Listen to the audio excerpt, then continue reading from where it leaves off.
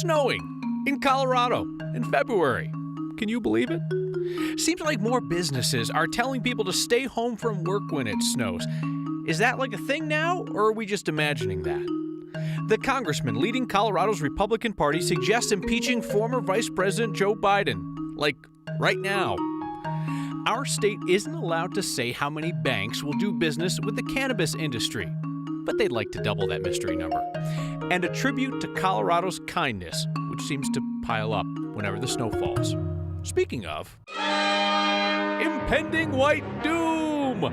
Colorado braces for an entirely seasonable and completely manageable snowfall. 4 to 8 inches in the I-25 corridor, 6 to 8 in the foothills. I mean, it's pretty wild after temperatures were in the 70s yesterday. Driving will be an issue, especially for people who don't know how to drive in the snow.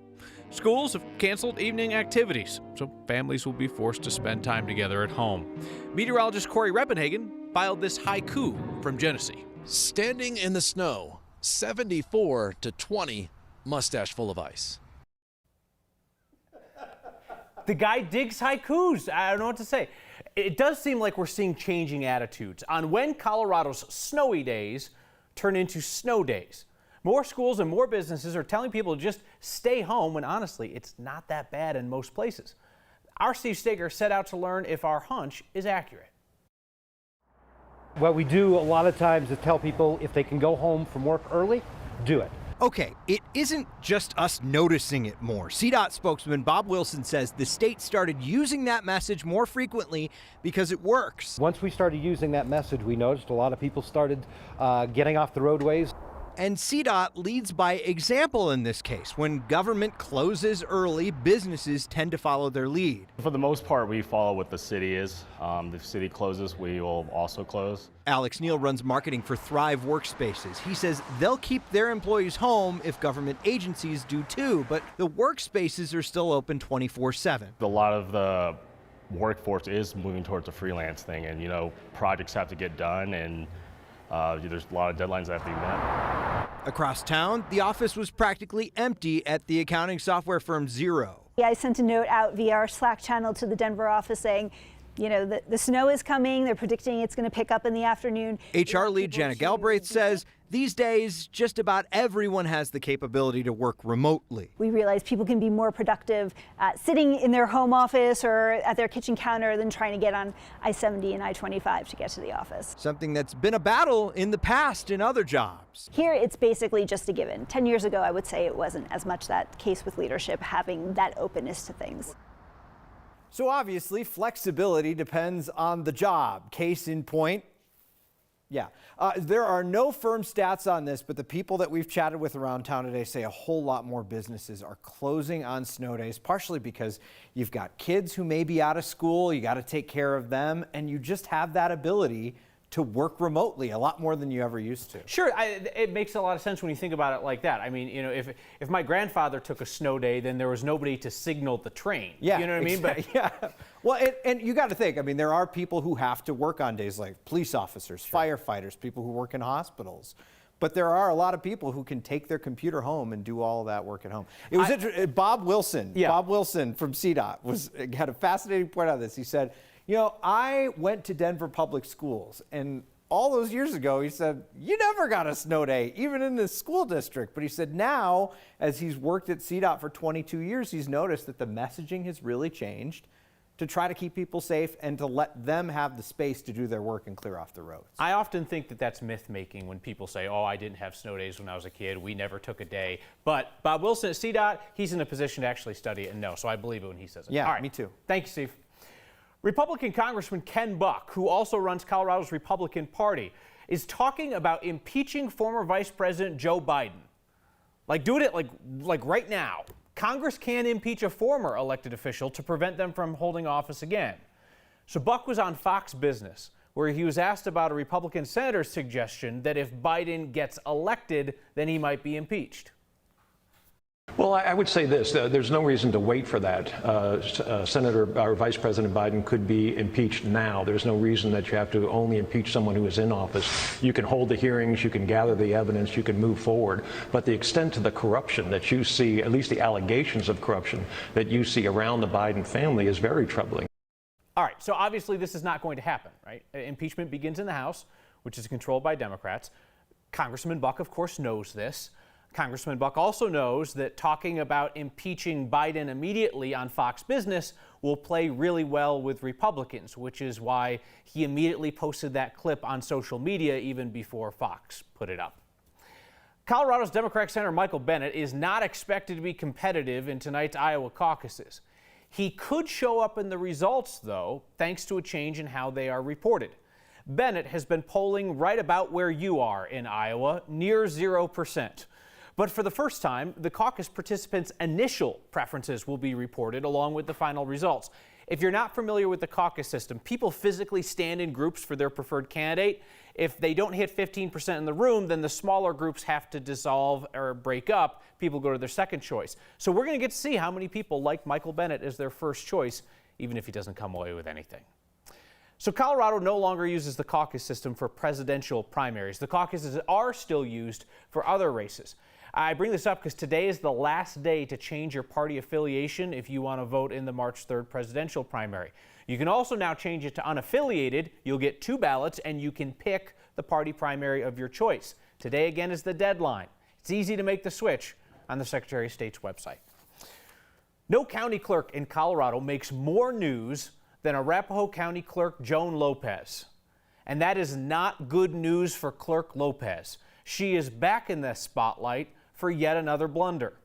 Lopez, who's a Democrat, has been criticized for being overtly partisan, criticized for how she spends tax dollars, and criticized for this interview on Next when she was unable to articulate how to run a fair election.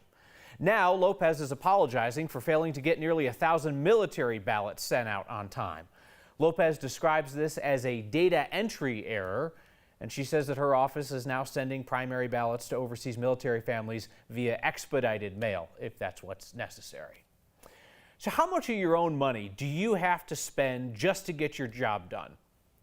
I don't really spend any of my own money here, but I think back to my parents, teachers constantly buying stuff out of their own pocket for the classroom. Colorado's legislators are considering giving teachers a break. Yet politics guy Marshall Zellinger found the math may not add up.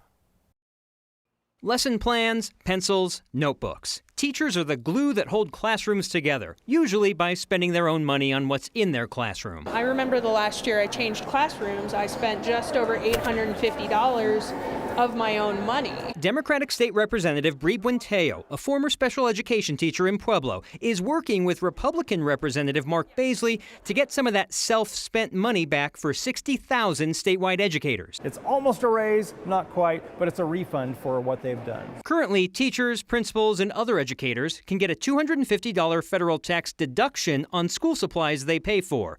The bill at the Capitol would give them another $250 in a state tax credit. Depending on how many teachers file for the credit, it could cost the state $5 to $10 million in new yearly refunds. But it could also cost millions for the Department of Revenue just to make the refunds happen. The overhead for administrating these refunds, that's exaggerated, and we're going to be having some stern conversations with our friends across the street. Eric Myers works across the street. Refundable tax credits, which this is, have a higher prevalence of fraud. He's the director of taxation services for the Department of Revenue and explained it costs money in order to refund money, especially if you're trying to prevent fraud on a new tax credit for 60,000 educators on top of reviewing other existing tax credits. Basically, you're hiring new employees to do the same thing current employees do, but because there's going to be so much more work. That's correct. People may confuse the intent of the tax credit with just spending money on back-to-school items, and we want to prevent that from happening, and only give it to educators who are eligible for the credit. So the millions of dollars that could go back to educators could cost the state millions because of people who may fraudulently try to claim it on their taxes, and you actually have physical people, bodies at this Department of Revenue that review the tax returns and say, hey, nope, not this one's okay, not that one. If you think Democrats would automatically be for this, during the committee hearing for this today, I heard Representative Matt Gray from Broomfield say, this is a quote, if we're going to pat ourselves on the back and act like, congratulations, legislators, you've done our job, I'm out. Because he doesn't want to take from the same piggy bank that already funds all of education. It's almost a little bit counterintuitive just because we know how close teachers and teachers unions are with Democrats, but it's been Republicans who have pushed this idea for years and years, and now the Dems are just kind of coming on board. And last year it was Senator Owen Hill. He did it. It died in the first committee it was in, and that said and done. And it was the same. It might have been a little bit more money, and now it's more scrutiny, and it's costing the state perhaps less money to administer. It's amazing how once the Democrats get on board, then it gets some traction. It's a shame that this isn't one, retroactive, and two, applies to folks out of state, because my mom probably kept the receipts and she could cash in. All right, thanks, Marshall. Banking for the cannabis industry is a touchy issue. So, of course, banks are scared because marijuana is illegal on the federal level, and banks are federally regulated. It is so touchy that the state of Colorado will not say how many banks here take cannabis cash. They take it so that pot shops aren't sitting on piles of money just waiting to get robbed. State regulators are now trying to entice more banks to get into this business. So our goal with this roadmap is to, as you stated, increase the number of state financial service providers that are in this space. Unfortunately, I'm prohibited by the statute from disclosing exactly how many are in this space. However, though, I can say it's around a handful. It's around a handful. I'm not sure what that means. Perhaps you have heard that there is a bill sitting in Congress that would allow legal cannabis businesses to have access to banks. Perhaps you have also noticed that Congress is broken.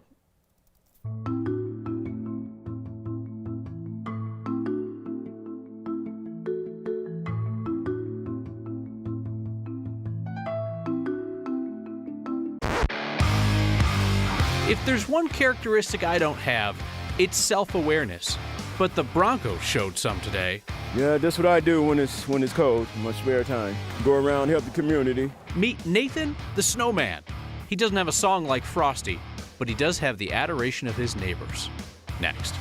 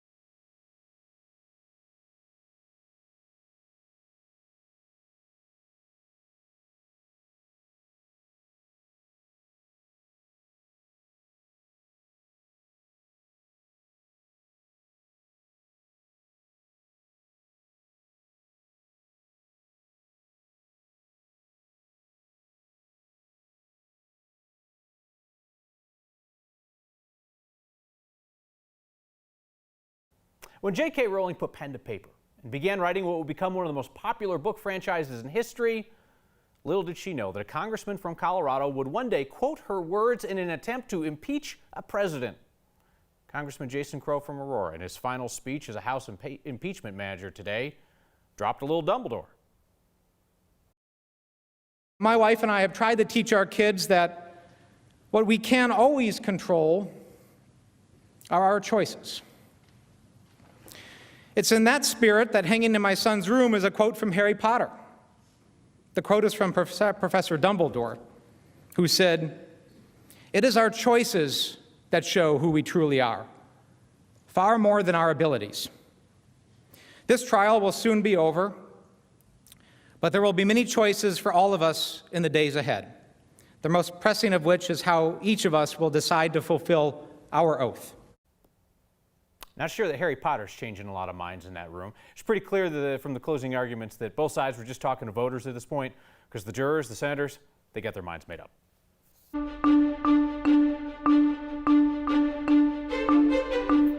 A shock to the system. Sunshine and 74 yesterday. It was a record. Today, snow, wind, and cold. We've been sitting in the teens all afternoon with a 55-degree temperature spread in 24 hours' time. Denver remains under a winter weather advisory through 6 o'clock tomorrow morning for 3 to 6 inches of snow. Some of that heavy snow is going to fall after midnight tonight, so definitely a factor for the drive tomorrow morning. We already have a couple inches on the ground, and we do expect a few more between now and 7 tomorrow morning, with the heavier amounts above 7,000 feet across the foothills. And again, advisories for travel in the high country, a winter storm warning for 6 to 14 inches of snow way up high. And so we'll continue to monitor the roads for you tonight. Our crew coming in early tomorrow to monitor the situation as well. Our high today at 30, we hit just after midnight. The snow will continue off and on all evening and throughout the day tomorrow. Again, advisories for travel with more snow, and then we're going to focus on the cold. And tonight will be plenty cold enough. As a matter of fact, we're looking for a low in the city of 9, snow and wind through tomorrow morning. We've got wind chill values below 0, high of 18 tomorrow, low to -2 tomorrow night. And then we get a little bit of a warming trend. We get a nice push of warm air coming in ahead of the next round of snow Friday and a chance for snow showers again on Sunday. So this is a good time. Check out the 9 News weather app. The radar on there is just so handy with a storm like this. Thank you, Kathy. Hey, kudos to the Broncos. After missing the playoffs for the 4th straight year, there's only so much they can do in the offseason, but they announced that they are not going to raise ticket prices for next season. Got to appreciate that, right? I mean, they could have tried to spin fans' optimism about Drew Lock into a price hike, you know. Oh, they're a playoff team right away. I don't know. Let's face it.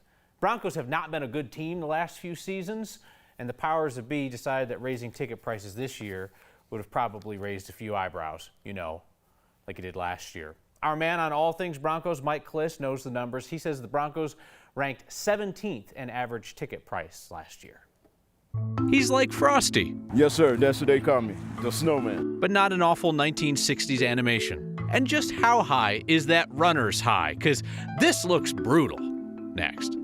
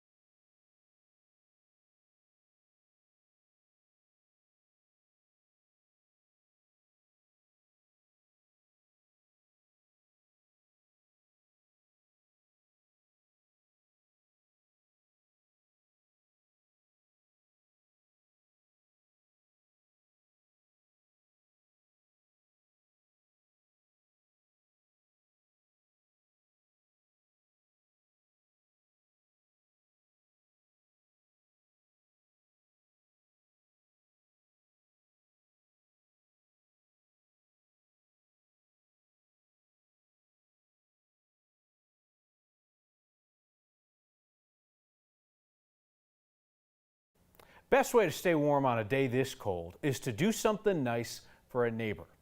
Nathan Whitley is the toastiest man in town. We met him in 5 Points. Yeah, this is Colorado.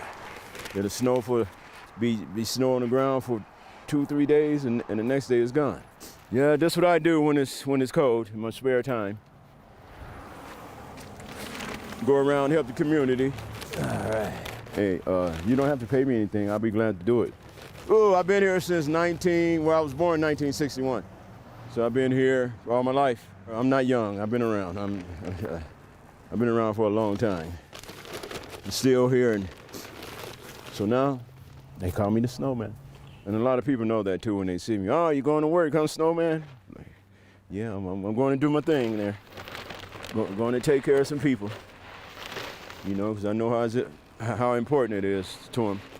But I managed to keep on going till the job is done. You know, to make sure it's cleaned up and safe for people to walk on. You know, I took after my dad, and, you know, never lazy. I got to do something. I got to work. I got to move around. If I feel like I keep moving, blessed to keep going, I'm gonna keep on going. Till there's no more. This is it. This is me. I love it. I love it. A day with the snowman through the lens of our photojournalist Travis Ketchatorian. When we return, why would anybody run outdoors on a day like this? And a viewer who suggests that I need to. Next.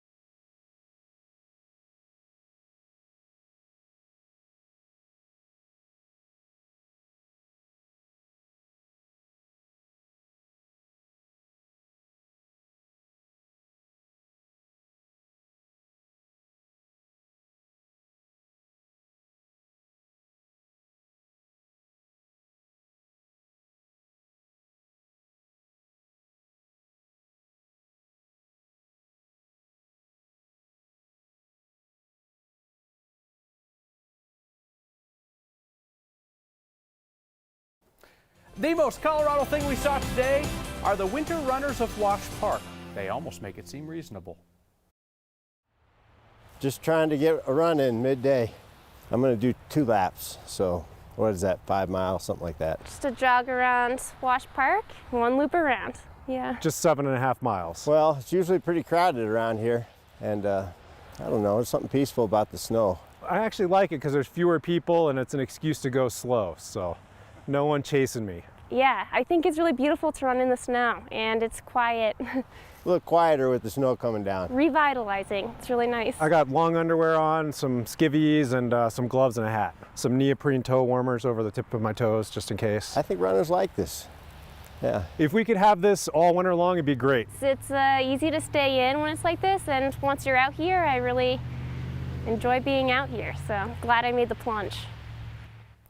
Laurel writes in tonight to say, you get a little power hungry having that microphone on your sausage jacket. Oh, what's that, you say? Sausage jacket? Because you look stuffed into them. I'm gonna go run in the snow. I'll see you next time.